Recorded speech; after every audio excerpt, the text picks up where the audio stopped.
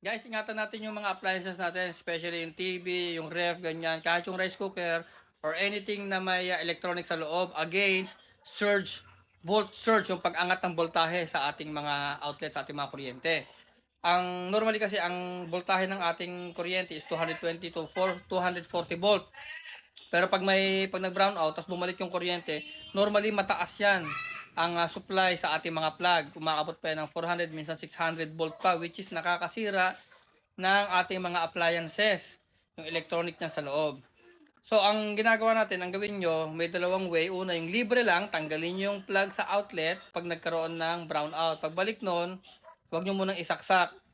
Maghintay kayo ng mga 10 minutes, ganyan, para stable na yung voltahe ng kuryente, sa kanyo ibalik.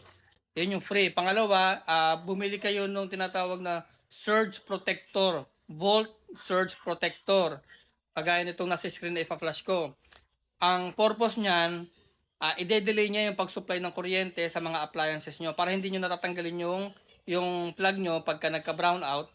Nandun lang siya, kakabit nyo yung plug nyo sa volt surge protector, and then yung surge protector na yun, ikakabit nyo sa plug.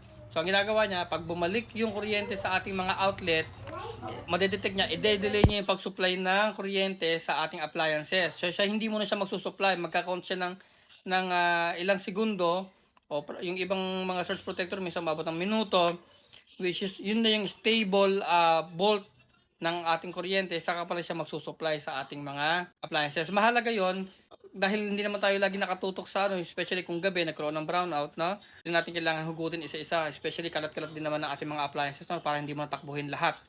Ako, ang surge protector ko, siguro mga 2 to 3. Meron akong ganyan, no? Iba-ibang appliances. Pero pwede siyang isang ano lang, surge protector lang. Kung meron kayong extension, kakabit nyo yung surge protector sa outlet, and then magkabit kayo ng extension para dumami yung outlet, para maraming appliances kayo na maikabit. Ang isang surge protector, umaabot yan ng, pwede kayong maglagay dyan ng 300, 300, mga tatlong appliances, minsan apat pa, depende sa wattage, no?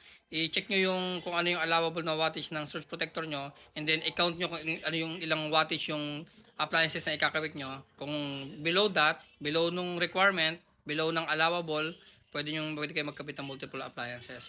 So, ikakabit ko sa yellow basket sa baba, yung surge protector na sinasabi ko. Ano yun, napaka maliit na item pero napakahalaga, no? Especially mga ganito, hindi naman biro yung presyo ng mga TV natin, no? Maabot siguro to 40, minsan 50,000 pa.